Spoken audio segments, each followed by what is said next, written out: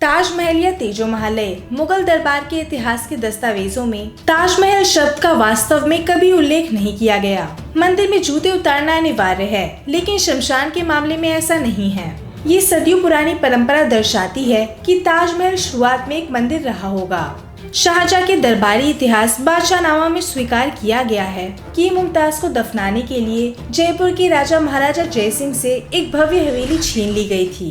औरंगजेब द्वारा अपने पिता को लिखे गए ताजमहल की मरम्मत और लीक करने के लिए लिखे गए पत्र मिलते हैं, जिसमें साफ दर्शाया गया है कि ताजमहल या तो एक पुरानी इमारत थी या उस समय की निर्माण सामग्री हास्यास्पद हुआ करती थी।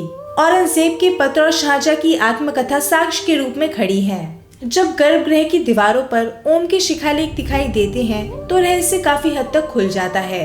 ये एक शिव मंदिर के अस्तित्व को दर्शाता है। इंजीनियरिंग के शौकीनों के लिए तेजोमहल सिद्धांत पर विश्वास करने के लिए कार्बन 14 परीक्षण ही काफी है। इससे पता चलता है कि ताज का निर्माण कार्य काफी पुराना है।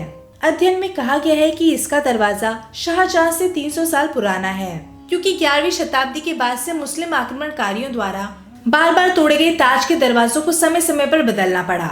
ये 1155 ईस्वी का है, अर्थात शाहजहां से लगभग 500 वर्ष पूर्व का। शाहजहां के प्रशंसक दावा करते हैं कि उसने ताजमहल का निर्माण कराया था, लेकिन वैज्ञानिक प्रमाणों से ये तथ्य स्पष्ट होता है कि ये इमारत उससे 500 वर्ष पूर्व की है। ऐतिहासिक अभिलेखों में कहीं भी मुमताज की मृत्यु की कोई निश्चित तारीख का उल्लेख नहीं है।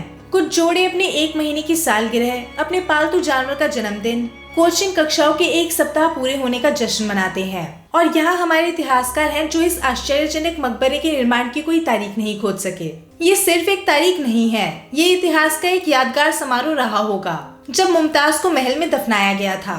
इन सभी अटकलों ने ताजमहल और उसके बाद की सभी लोक कथा को झूठा साबित करने के लिए प्रेरित किया है।